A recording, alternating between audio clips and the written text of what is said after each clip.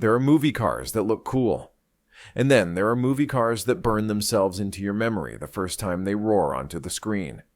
For an entire generation of 80s kids, Lane Meyer's battered resurrected Midnight Black 1967 Chevy Camaro wasn't just a prop.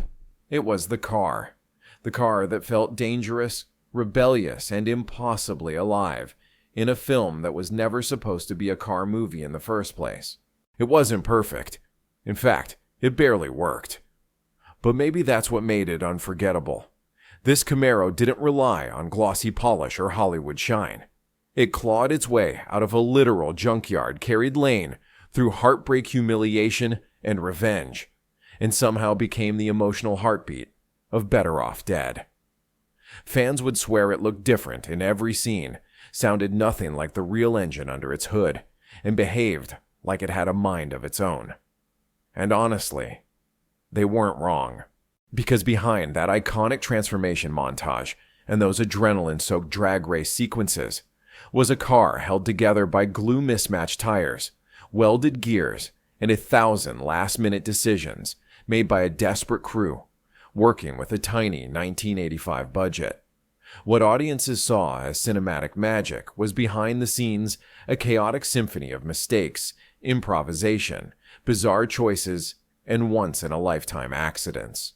And that is exactly why today's deep dive hits different.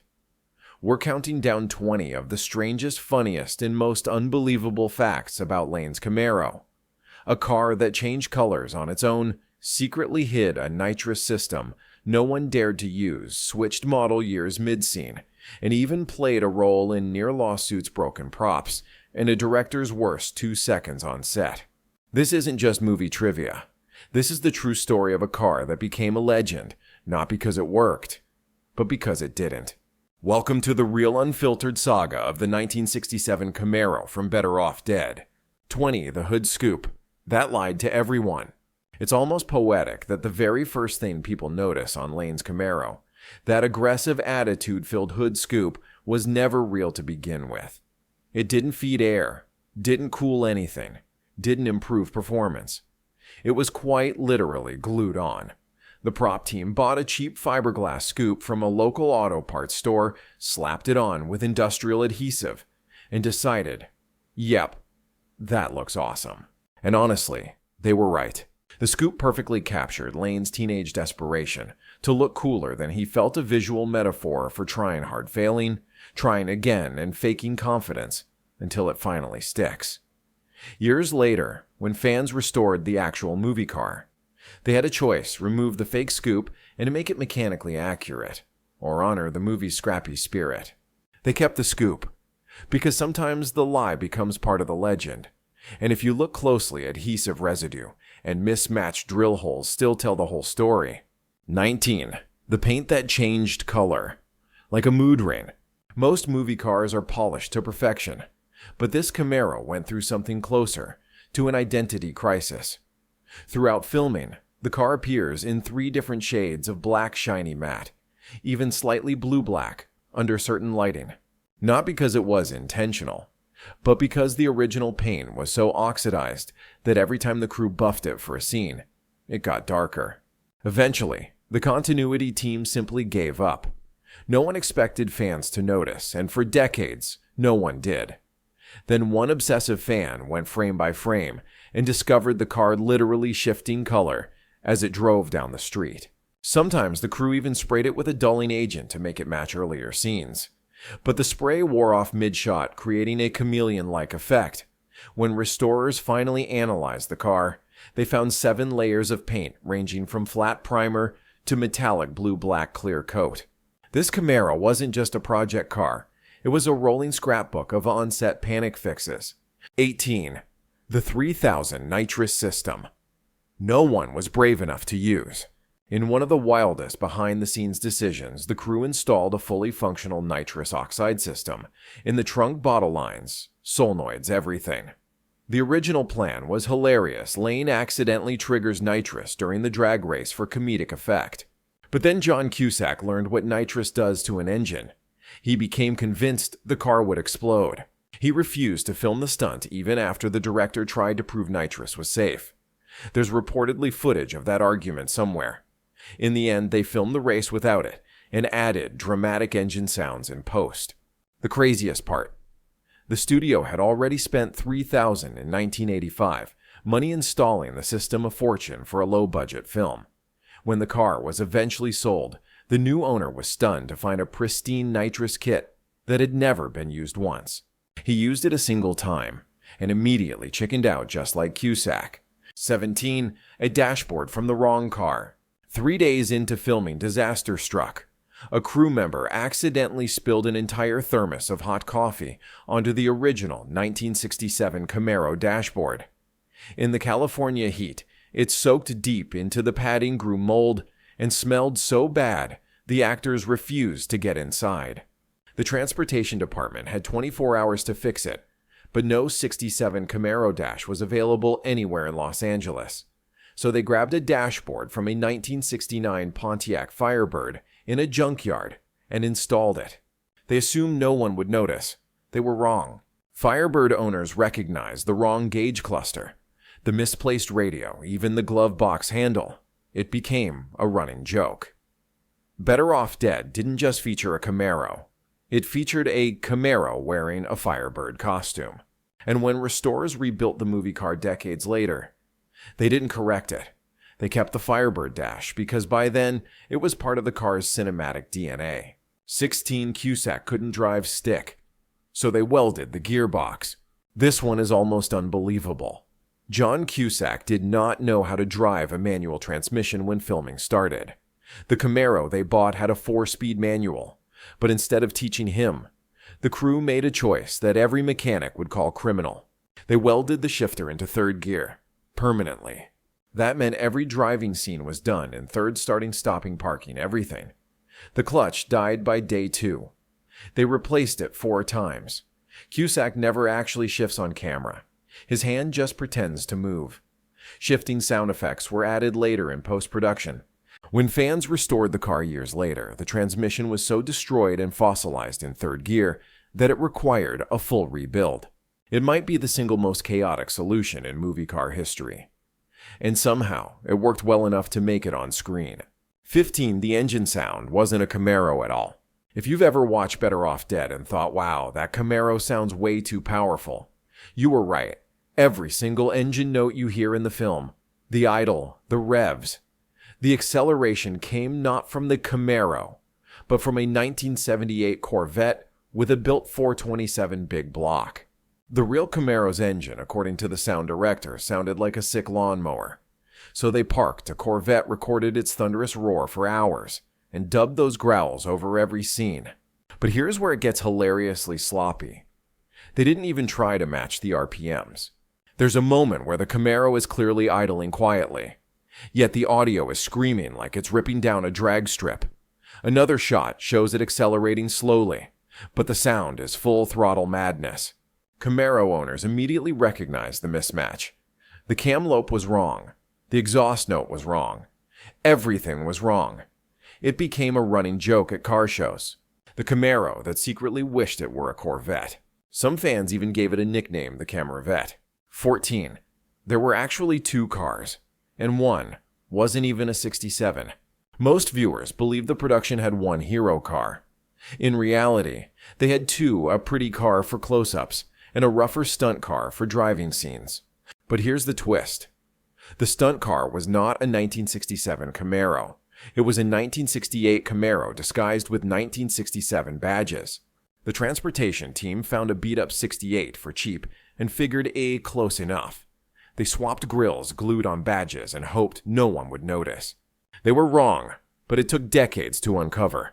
In 2010, a fan who bought what he thought was the original movie car discovered the VIN indicated a 1968 model. Meanwhile, the 2 cars switch places constantly throughout the film. In one scene, Lane gets into a 67 and gets out of a 68 in the same continuous sequence. Car enthusiasts still debate which one is the real movie car. The truth, both were real, and neither was ever consistent. 13. Monique never actually touched the engine. That heartfelt montage where Monique helps Lane rebuild the Camaro, the one that made half the audience fall in love with her. She never touched a single tool. Every shot of hands working on the engine belonged to a 47-year-old Burbank mechanic named Carl, who became something of a legend because of that sequence. Fans spotted his distinctive skull ring in the close-up shots, and soon he was known around the LA car scene as Better Off Dead Carl. He signed autographs. He got free drinks at car meets. He even refused a stunt double credit, saying, "I wasn't doing stunts. I was just fixing a car while someone filmed me." His hands not, his face became iconic, probably the most famous anonymous hands in 80s cinema. And yes, he still jokes about being Monique's hands to this day. 12, the drag race opponent, was supposed to be a Mustang. Originally, Lane's Camaro was meant to race a 1965 Mustang. They even had the car on set ready to shoot. But during the very first take, disaster struck. The Mustang's transmission exploded, sending shards of bell housing through the floorboard. The driver walked away unharmed, but the car was ruined. With no budget for another Mustang, the team panicked until someone knew a relative with an old Ford Falcon. They borrowed it, painted it bright orange overnight, and made it the new rival car. But there was a problem. The Falcon was significantly slower than the Camaro, nearly 4 seconds slower in the quarter mile. This killed all dramatic tension. So the solution: they had the Camaro driver ride the brakes during the race to make it look closer. If you watch carefully, you can actually see the brake lights flicker mid-race. The Falcon's owner was thrilled, until he saw the movie and realized his car had been turned into a fake giant killer. He then spent years explaining to people that it wasn't really that fast. 11, the hood pins were installed backwards. This one is almost too perfect a metaphor for the entire chaotic production. The hood pins on Lane's Camaro were installed backwards, making the hood less secure instead of more. The mistake wasn't discovered until the hood flew open at high speed during a driving scene, smashing into the windshield. Instead of reinstalling the pins correctly, the crew took the quickest possible shortcut. They welded the hood shut completely. Every scene after that where the hood opens is movie magic quick cuts, switching to another car, or using a totally different hood from some other Camaro. Even worse, the welded hood caused constant overheating. The crew eventually drilled a hole straight through it and added a hidden funnel so they could pour coolant into the engine. You can spot the patched hole in several scenes if you know where to look. All from 2 little hood pins, installed the wrong way around. 10, the license plate changed 5 times. If you've ever felt like the Camaro's license plate looked off from scene to scene, your instincts were right. The plate didn't just change once, it changed 5 separate times throughout the movie. And not with fake prop plates either. These were actual registered California plates from random crew members' personal vehicles. Some came from the transportation coordinator's wife's Honda, one from a Grips pickup truck, one belonged to the director's mother's Cadillac, another came from a rental car illegally, and one plate. They literally found it lying in the parking lot and used it. The legal department didn't realize any of this until post-production and absolutely panicked. They had to retroactively contact the owners to get permission and even pay $5,000 to a rental car company to avoid a lawsuit. The funniest part: one of these borrowed plates collected over a dozen parking tickets during filming, and the studio had to pay all of them because the Camaro was the car displaying the plate. It's one of those tiny details that perfectly sums up the wonderfully chaotic production behind this movie's cult status. 9, the restoration montage was filmed in reverse. One of the most beloved sequences in Better Off Dead is the restoration montage, Lane and Monique bringing the Camaro back from junkyard death to street-ready glory. It feels magical smooth and deeply satisfying. But that's because the crew didn't actually restore anything on camera. Instead, they shot the entire sequence in reverse. They started with a pristine '67 Camaro borrowed from a collector, then spent 3 days intentionally destroying it piece by piece, loosening panels, throwing dirt, splashing oil, creating rust and grime, even sanding down sections so fake rust would stick. The collector reportedly cried watching them damage his car, even though he knew the production had promised him an even nicer one afterward. When reversed and editing tools appear to jump into hands, rust seems to melt away, and the car magically heals itself. It was movie magic, born from desperation. Restoring a real car on camera would have taken weeks the film didn't have. so they reversed time instead. And fans never suspected a thing, not until decades later, when behind-the-scenes info finally surfaced. Ate the legendary bowling trophy shifter knob. Of all the strange details on the Camaro, nothing is more iconic or more hilarious than the custom shifter knob. That shiny golden ball wasn't a specialty part or a custom machined accessory. It was the top of a kid's bowling trophy. The prop master's son had won third place in a youth bowling league, and his trophy had a small golden bowling ball mounted on top. The crew needed a distinctive shifter knob, so they unscrewed it, threaded it onto the Camaro shifter, and called it perfect. The kid was furious when he found out, but audiences loved it even if they didn't know what it really was. When the movie Camaro was restored, fans hunted down the exact same trophy model from 1984 to recreate the original shifter knob. Today, there's even a niche cottage industry selling replica Better Off Dead shifter knobs, made from youth bowling trophies. The original trophy, now missing its ball, still sits in the prop master's garage, and he's been offered serious money for it. But he refuses to sell, partly because it's iconic, and partly because his son, now in his 40s, still hasn't forgiven him. 4 different tires, 4 different brands. The Camaro didn't roll onto screen with a matching set of tires. In fact, the director specifically requested 4 mismatched tires each from a different brand, Goodyear Firestone BFG Goodrich, and a mysterious Power King tire so obscure that nobody recognized it, even in 1985. Why? Because matching tires look too polished for a teenager's barely functional project car. But mismatched tires create real driving problems, serious ones. The Camaro pulled sharply to the left under braking hop sideways during acceleration and drifted unpredictably. The stunt driver called it the worst handling car he had ever driven on purpose. Some scenes required over a dozen takes because the car kept veering out of frame. And when the car was restored decades later, the owner discovered the front left tire was actually a snow tire that had been painted to look normal. No wonder the Camaro behaved like it was driving on ice, even in dry California heat. 6. The dead rat in the door panel. Yes, it's as unsettling as it sounds. During a restoration in 2003, the new owner found a mummified rat inside the driver's door panel, a rat that had likely crawled in during filming and died there. That means in every scene where John Cusack drives the car, there was a decomposing rat less than 6 inches from his elbow. Crew members always complained that the car smelled terrible, but they assumed it was from old car odors, oil leaks, overheated coolant mold from the ruined dashboard. The rat was so well preserved that the restoration team actually turned it into a display piece with a plaque reading supporting actor, Better Off Dead, 1985. It still appears at classic car shows as part of the Camaro's bizarre cinematic history. And it explains one more mystery, a stubborn stain on the inner door panel that restorers could never fully remove. 5. The Camaro almost killed the director. During the filming of the drag race scene, director Savage Steve Holland decided he wanted a more immersive perspective. So he climbed into the passenger seat of the Camaro to feel the energy of the scene. The stunt driver warned him the welded third gear, the mismatched tires, the unpredictable handling. But Holland insisted. Seconds later, the car spun out. Not gently, violently. It went backwards at around 40 miles per hour and smashed into a fence. Holland was lucky enough to walk away unharmed, but he refused to ever ride in the Camaro again.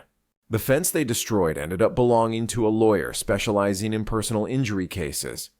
When he saw the wreckage and realized a movie crew was involved, his eyes practically sparkled. The studio paid him $30,000 to avoid a lawsuit, more than they spent on both Camaros combined. And here's the cherry on top. A tiny piece of that crash actually made it into the final film. If you watch the drag race closely, there's a quick cut where the Camaro suddenly jerks sideways. That's the very beginning of the spin-out captured before the footage cuts away. It became the most expensive 2 seconds of film in the entire production. For the real street race theft attempt. 2 weeks after production wrapped, the Camaro sat in a storage lot in Van Nuys, battered, overheated, welded in third gear, but still iconic. That was enough temptation for two teenage fans of Better Off Dead. They broke into the lot at night and managed to start the car, intending to use it in actual illegal street racing. The problem? They had no idea the gearbox was welded. 3 blocks into their joyride, they lost control and crashed straight into a mailbox. The abandoned Camaro was found with one of the kids' wallets still on the passenger seat, making it one of the easiest police investigations ever. The studio didn't press charges. The kids' parents paid for the mailbox and bumper damage, and the story became local legend. The mailbox was later replaced with a reinforced steel version, which neighbors nicknamed the Camaro-proof mailbox.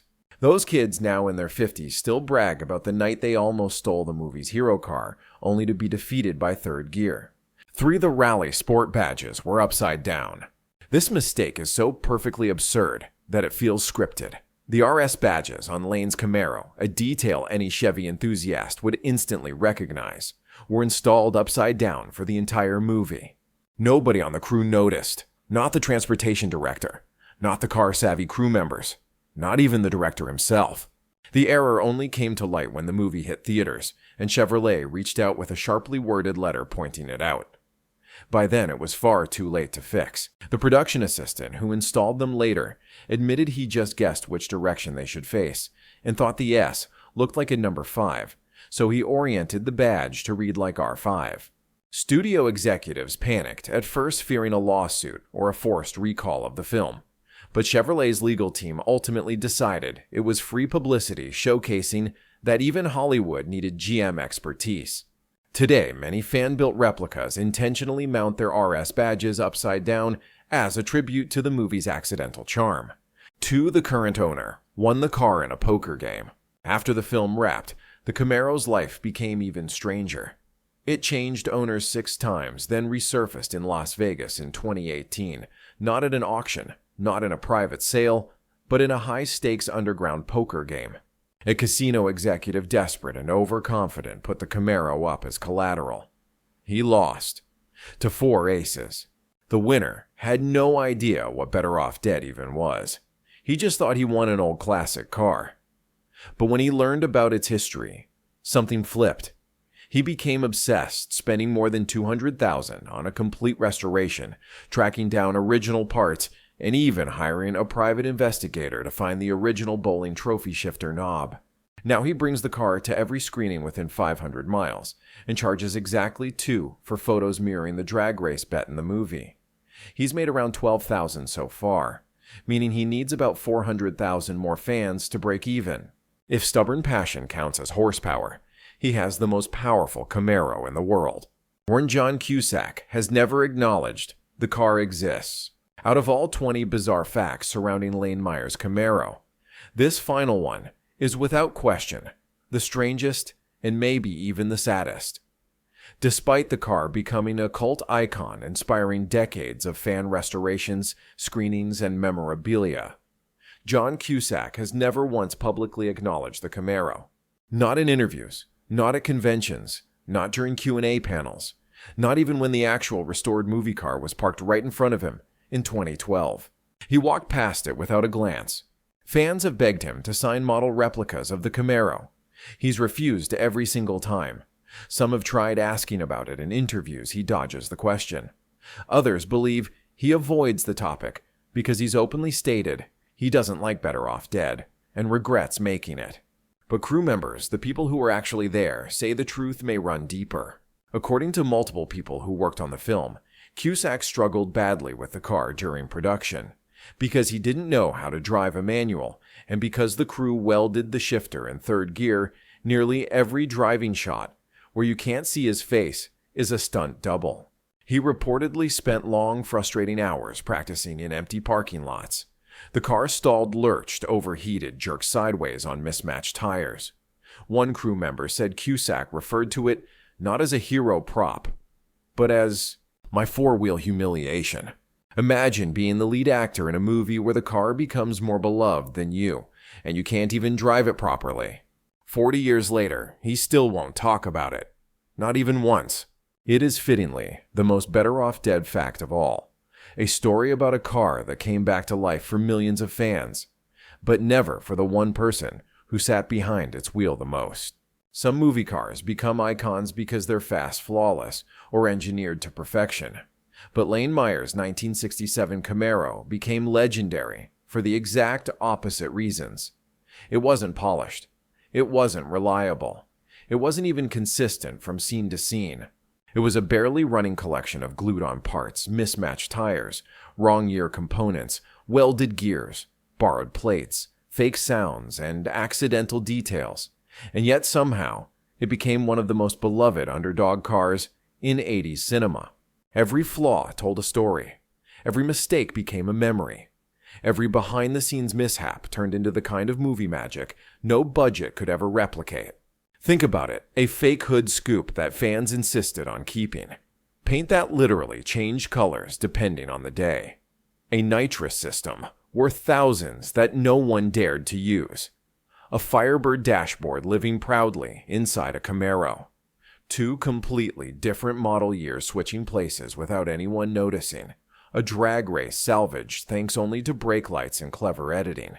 A director nearly injured a stolen joyride cut short by third-gear upside-down badges that became fan tradition.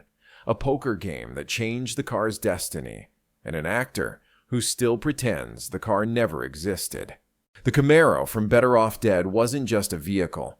It was a character, stubborn, chaotic, unpredictable, and unforgettable. That's why decades later, fans still chase it, restore it, debate it, laugh about it, and celebrate it at screenings. Because it represents something rare. A piece of movie history that wasn't supposed to work, but did anyway. The car that came from a junkyard and somehow became immortal. The car that changed lives even when it broke down. The car that refused to be perfect and became iconic because of it. If you've made it this far, then you already know. Sometimes the best stories aren't the ones built in pristine workshops, but the ones forged through accidents, improvisation, and pure chaotic heart.